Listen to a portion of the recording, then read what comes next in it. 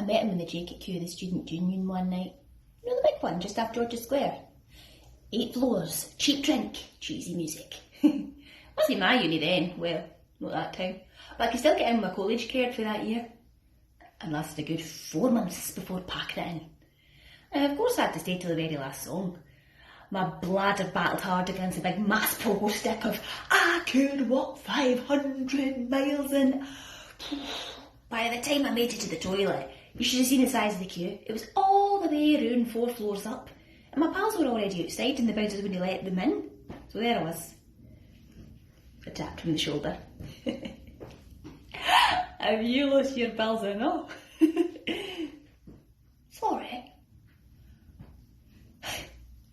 Have you lost your friends? Now, his pal had apparently hooked up with this lassie and he looked pretty annoyed. And to be honest, it was a bit awkward. But it was the time before mobile phones, you could just stand there scrolling, so you kind of had to talk to somebody. He was dead posh. The alcohol probably smoothed out anything that was lost in translation, which was probably quite a lot. But I could make out that he played the guitar. He was for the RSAMD, and he was in Glasgow away from his family all by himself, and I felt kind of sorry for him. He was a big square, but when he asked me to dinner, I said aye. The next week I was getting ready. Smart casual look, understated makeup, third favourite perfume. I wanted to take as much of the fire out of the dinner as possible. Just a nice night, nice meal, nice taxi, up the road. Now my hair is always the last thing that I do. As we curly hair people do, I have a little bit of mousse.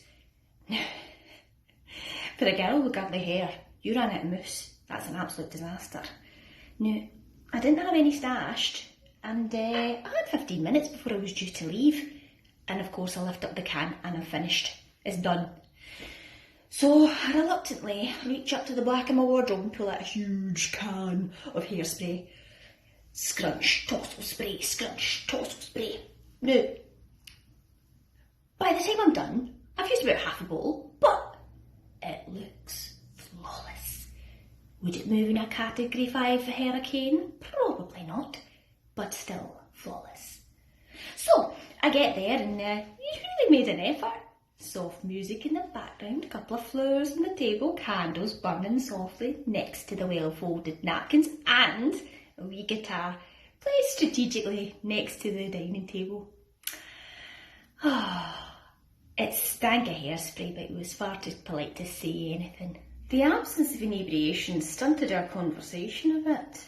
In the cold light of day, I could see he was a bit haughty, and it didn't look like he could handle this young girl across from him, a little bit more than he could chew. So I tried to fill up all the dead air by a smorgasbord of questions like, I like your poster. Where'd you get it? Oh, I picked it up in my last recital in Berlin. Have you been? No yet. Maybe next year. He had a tail, and so did I. I could tell he was nervous by the way he pulled his collar, and when I'm nervous, I flick my hair. And I must have flicked it 100 times by the time we got to the steak and portobello mushrooms.